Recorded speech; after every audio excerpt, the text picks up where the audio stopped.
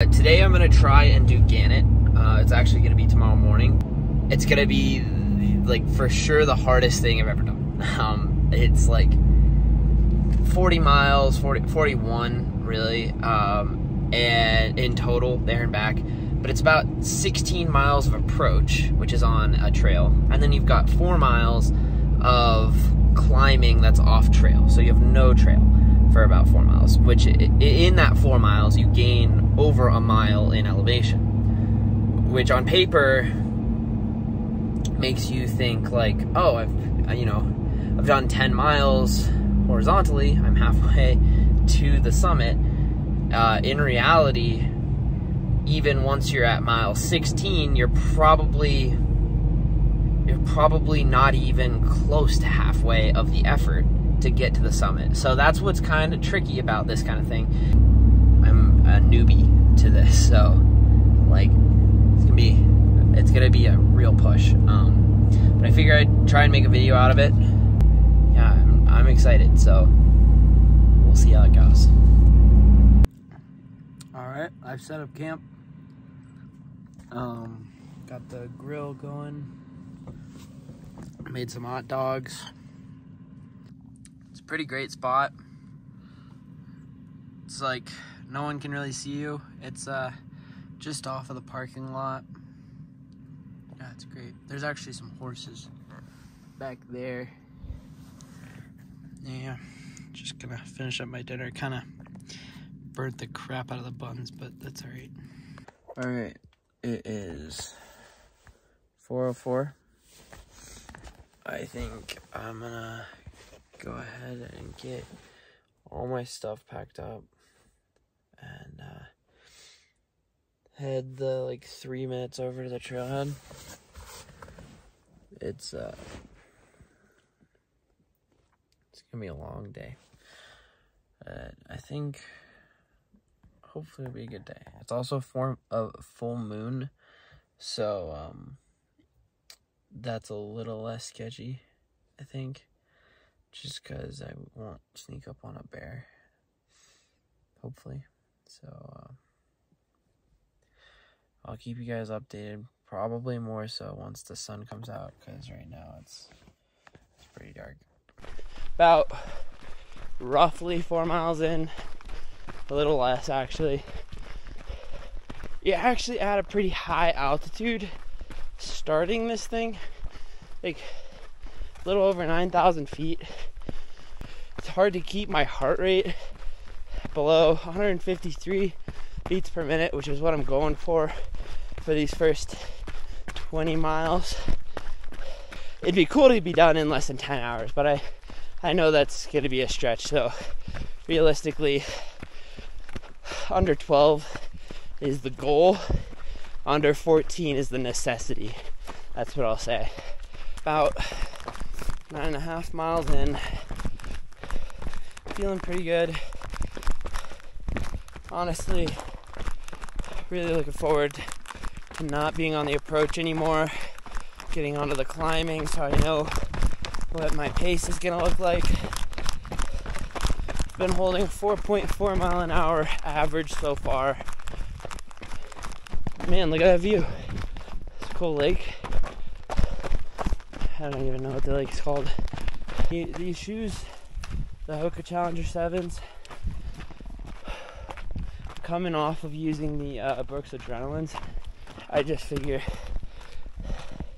I need a shoe that's gonna be okay for this whole hike and not start to get holes like my Brooks Adrenalines always do.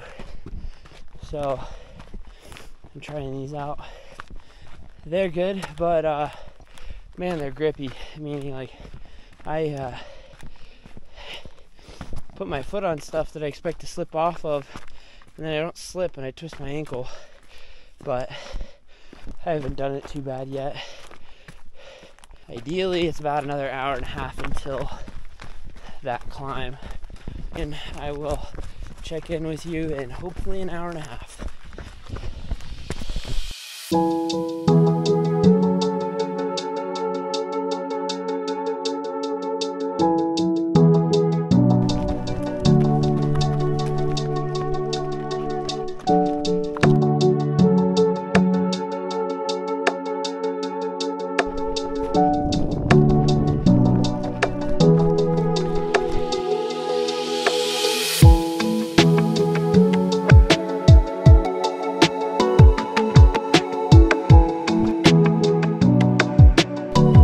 backed off the pace a bit because we're at about 11,000 feet, close to it.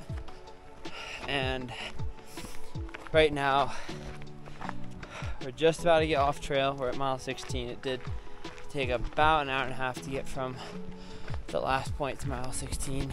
This is where it starts to get challenging. So I think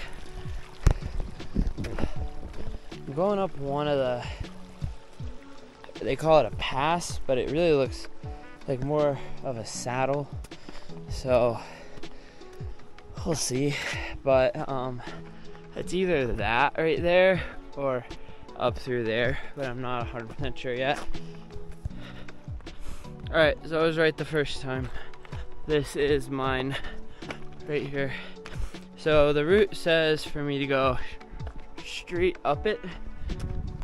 I think what I'm gonna do instead is go up this side and then meet the exit of the pass.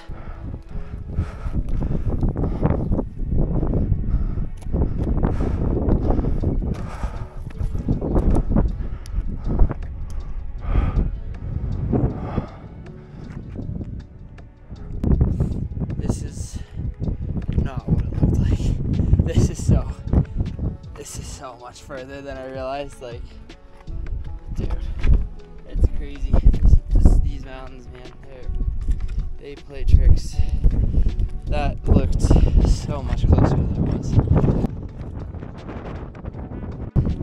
That was hard. I'm not gonna lie.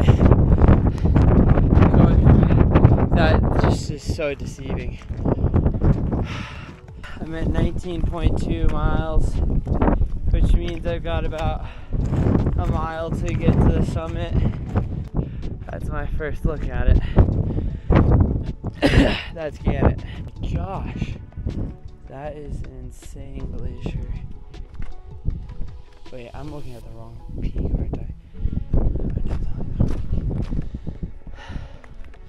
I? I gotta be looking at the wrong peak.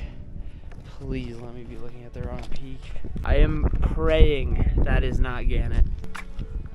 Brief update. I believe that's Gannet. I'm gonna keep my head down for a long time and just come to terms with the fact that I'm probably going to be using my headlamp a second time today. Man, it would be great to be back at the truck before sundown, but I'm out here to summit this, and I'm not gonna turn around just because it's harder than expected. Okay, and these boulder fields suck so much. It's not like normal boulder fields where you're like, oh, I can step here because thousands of other people have stepped here in the last 2 years, and I'm not going to be the one that gets a broken leg because it decides to move for the first time. It's like new. You have to be so careful.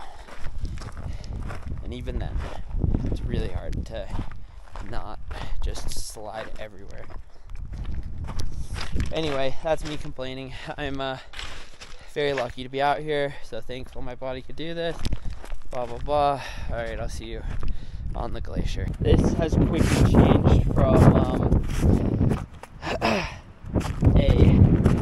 pity party to a all-out war, because this glacier is terrifying.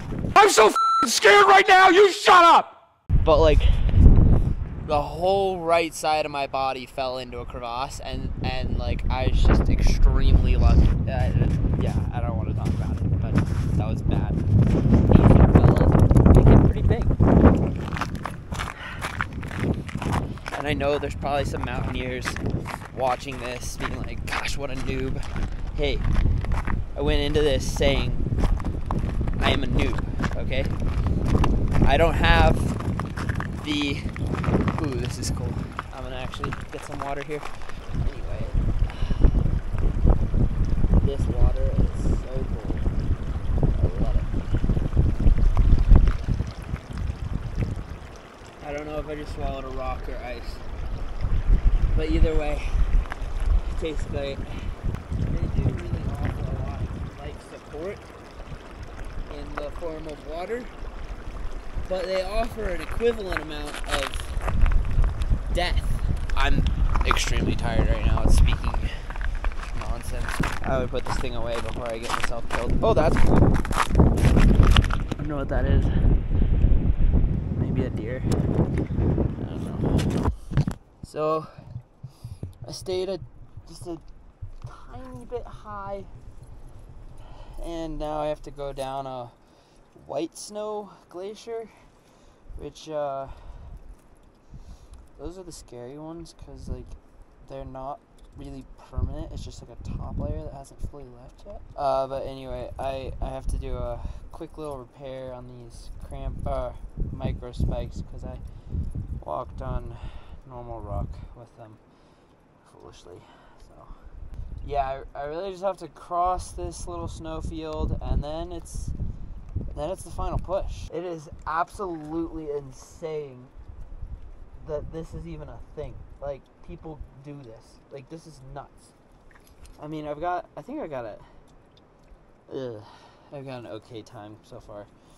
Nothing I'm gonna write home about. I'm gonna really hope that I can make up some time on my run out, hopefully, because I was delusional on my way out here, I guess. That's what happens when you just look at a 3D map and base all your decisions off of that, or base all your goals at least. I don't know. Oh yeah, that ain't going anywhere. Let's go. You know, I actually kind of like these micro spikes because they're just so quick. But that being said, they're a lot less safe. I'm in a better mood now because I had trail mix. I've been just slamming the carbs, getting confused why I'm in such a terrible mood, but it turns out I really just needed some fats from the nuts. I gotta go across this, around that, and then there's no glacier there, but up in that next little canyon there's a glacier that I gotta climb all the way up, and then I top out not on this ridge but the one behind it. Dude, this is gonna be a longer freaking day. So before anything can happen, I have to cross this little snow bridge, which is terrifying. So I'm gonna take you guys with me on that. Yeah, look at how soft this crap is. This is terrible. Oh no, I don't know about that. I don't know about that. Like, yeah, no. That is no. That's 127 hours, except I don't have satellite reception in there, and no one is coming to find me, and I don't benefit from sawing my leg off or arm off. Oh, that is terrible. No, thank you. Alright.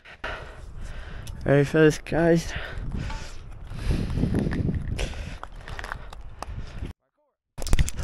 Parkour!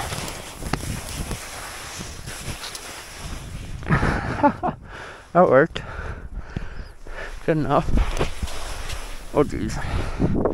Took a bit of a courtesy tumble. I'm alright, but it was actually really funny. My watch detected it. I'm just really hoping that it didn't send out an SOS to anyone. But I canceled it in time. But I'm pretty sure my watch is connected to my Garmin InReach. So it definitely has the capacity to send out an SOS right now. So that would really, that would be a bummer. But I will say, this is the most deceiving mountain range I've ever experienced. Like, that is not small. It looks small, even to me. It's not just a camera thing. But like this, it took me like a half hour from those rocks to get to here. Maybe more, honestly. Probably more. Like, it's wild how much harder this is than it looks. It's going by decently quick, but we're coming up on 7.5 hours. Really want to be to the summit by 8 hours, because I saw some guys on YouTube who did it, and they weren't even running the trail, and they were to the summit by 8 hours. So Like, I know I was going slow on the climbing, but like, I hope I wasn't that slow. I don't know. We still got 1,500 feet of climbing, which is really not that much compared to what we've gone through so far. Probably just wait until I'm at the top, or at the next I lied to myself point to check in. In front of me is Gooseneck Glacier, which officially marks the final ascent. It's really not that long, but like, it's just, I wasn't expecting it. I kind of just underestimated it. Well, I don't really know if that's true. Like, I knew it was gonna be really hard, but like, this is just obstacle after obstacle. So it's just a little different, like, in terms of like, it's really hard if you're like looking at your distance remaining, but honestly, it's not that bad. Like, time wise, still doing okay. Could be better. Okay, I'm gonna go up this thing, and then, God, I hope I'm not wrong. I really hope this is the last descent. The glacier was not that intense that time, or the snowfield. I don't even know if it was a glacier. But now it's just a quick stroll, and we need to get up there. I think maybe a little further over the ridge, but that's the end. That's the turnaround. I mean, not the end. This is an incredible climb. It is like no other climb I've done. Great views. I will see you closer or at the summit. I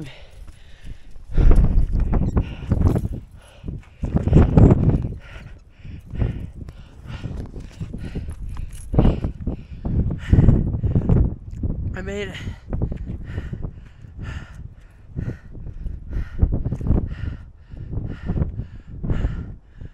This is crazy. I can't believe it. It's taken me 8 hours and 56 minutes. Let's go. I mean, I don't know how I'm here. That is, like, this is so hard. Like, we came from that little saddle right there, all the way down across the glacier, down below everything else, and then climbed our way all the way up through this gully over here, up, over, up. Just like a little sign. Wyoming. Yep. Tallest person in Wyoming right now. That is very cool. There's a little flag in there. A bunch of fun stuff, I think. That's neat. I cannot believe I'm up here though. This is so cool. Alright, I better get a move on. Over there you can see the fires in Togany. And over there you can see the Grand. That's pretty cool. And tallest person in Wyoming. Unfortunately, I can't film the actual activity of it, but I figured I'd let you in on this is going to be the most difficult part of the day, like, movement-wise. I have to get from this rock onto the snow, across that. And although it doesn't look like it, it's a snow bridge that's above a crevasse. You can kind of see it over there. And then it's kind of smooth sailing from there. Like, there's some other sketchy-ish spots. Like, you gotta obviously just be careful everywhere, but this is the sketchiest spot for sure. So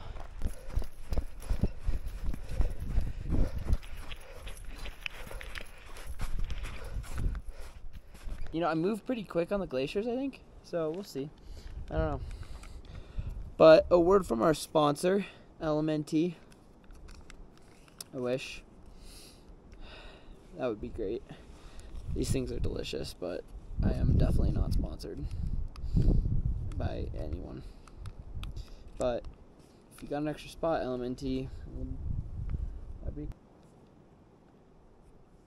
glacial water with an LMNT. Oh, that is lifeblood. That is so good. Look at this. It is very possible that's a dog. Now that I look at it, it might be a dog. I don't know. Probably a dog. But I don't know when a dog would have come through here. And it looks like it had to have been kind of recent. So I think it might have been a cat. Big cat. But I really don't know. I'm not that good at identifying prints. Walking up. Little by little. Allegedly back on trail. Oh yeah, we are. So here's the trail. We're back onto it. Garmin has picked back up where we left off. You can't see that. But let's see. Distance remaining. I don't even know if I want to know this, but oh yeah, 16.48. I'm looking forward to this run. So we're gonna start running at roughly 16 miles remaining, but I still have to stop. I have I have two things I need to do. I need to change socks because I brought a dry pair of socks, and two, I need to oh yeah, I brought AirPods, so hopefully that can help me get through that 16 miles. Almost back to the lake. Not too bad. Alright, battery's about to die, so I better shut her down for a bit. I'm gonna have to put on a headlamp. Probably like 10 minutes. Still got something like 7 miles. This is getting challenging. However, I'm making okay time, I think. But man, I am so hungry. Like, I haven't had actual food. It's just like trail mix and stuff. It's not enough. So, it's going well. I think I'm gonna probably be like hallucinating at night because I'm like already seeing stuff. It's weird. But I'll update you once I'm back. I don't think I'm gonna do any more video because there's you're not gonna be able to see anything. So, alright, I'll see you at the car. Final mile.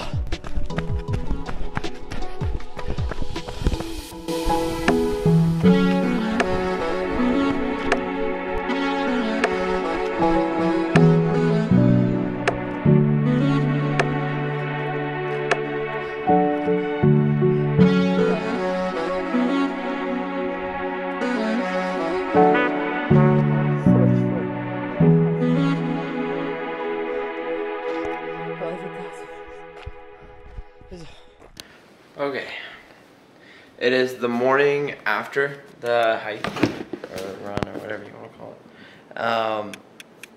But I got home at like 10, left at 4:30, or I didn't get home at 10, I got to the trailhead at 10. As you can see, I'm like really tired, but I couldn't sleep very well for whatever reason. So I figured I'd go over what I brought with me. I had a rain jacket. Inside the rain jacket, I also had a puffy coat, just in case. And then I had these micro spikes, as you probably saw at one point in the video. They, I'd say they were good enough. Like, if you are really sketched out by ice or the idea of, like, you know, not being completely in control or ever having to self-rest, then I would bring crampons. But, like, the micro spikes did enough. There were some spots that it would be easier to have crampons for, just because it was too steep for me to actually use, like, for me to go up them, so I would have to climb the rock instead. So I guess crampons would be nice. Anyway, I had my Garmin InReach. 2 of these hydro soft flasks from Solomon. I went through, I want to say 5 refills of both of them, so about 5 liters. My watch says that I sweat out 10 liters, so that's cool. I also brought my SIG P320 just because I didn't want there to be bears, and I don't know, I figured if it's a bear and it's a grizzly, I'd probably like my odds better with a pistol than bear spray. But I did not, I carried that the whole way in. On the way out, I was so delusional that I was just like, I'm gonna leave it in my backpack because I'm a bigger threat to everyone else than I am likely to save myself with that thing. So plus there's only like, I guess it was like 2 hours of running at night, but I was definitely a little paranoid. I don't know, I'm not an ultra runner. That's the whole point of this video, is that like I'm not an ultra runner. I'm not really trained for this like I did a marathon 3 weeks ago. That's like the biggest run I've done in a few months. So also I brought like 4 of these Yes bars. They really suck. Would not recommend them. I had a bite of one of them and I like just refused to eat the rest of it. So the actual food that I ate: 2 packs of sport beans, 1 LMNT, 3 things of Shot Box, 2 Uncrustables, strawberry jam, of course. Yeah. Oh, 1 thing of trail mix as well. This is the pack that I brought, my Solomon Active Skin 8, I think. Yeah. And unfortunately, my ice axe wore through, so I actually like snapped one of these stretchy strings. It was stupid on my part. I should have secured my ice axe better on my way in. So I brought my Hoka Challenger 7s. That was my first run in them, which I was pretty nervous about. And after maybe the first 5 miles of like getting used to like the increased traction of them, that was they were great actually. Like I got them completely soaked through maybe 4 times, just between glaciers and some of the muddy spots on the trail that I didn't realize. And they dried out completely, like fully dry, and that's way better than I can say for my Brooks Adrenalines. I'll insert some pictures of how my Hokas look right now, but that was their first, so they were brand new going into that, and this is how they look now. I would say that's pretty good considering like about 44 and a half miles was the total distance. I'd say I needed more water, I needed more food. Route finding wasn't too much of a problem because my Garmin kind of saved me on that. Like the total elevation ascent was about 11,100, maybe 200 feet. I say it usually like you train to get to the place where you don't need to rely on mental fortitude, because once you start relying on mental fortitude, everything's way harder. But you can do it. Like there are people who can just run, you know, marathons off the couch, or like, you know, 100-mile races with like very little training. And those are people that are just relying on mental fortitude. I would say for this activity, I was relying on mental fortitude from mile 30 to 44. Like, I would say physically I was so drained. If I had had food, I wouldn't have had that mental, like, you know, drag. But I don't know, I think it went pretty well. I'm not like crippled today. I could definitely like go for a little run. I'll be fine. But I would say I underestimated how challenging that was gonna be. So I'm glad I did it. I don't know when or if I will ever be doing it again. It was a pretty cool view from the top, I will say. Like, you could see the Grand, even though you're like 70 miles away, which is, wait, no, I don't know how far you are. You're probably closer than 70 miles as the bird flies, but yeah, it was pretty cool. And you can also see the fires in Togedy that are going on right now. So, all right, thanks for watching.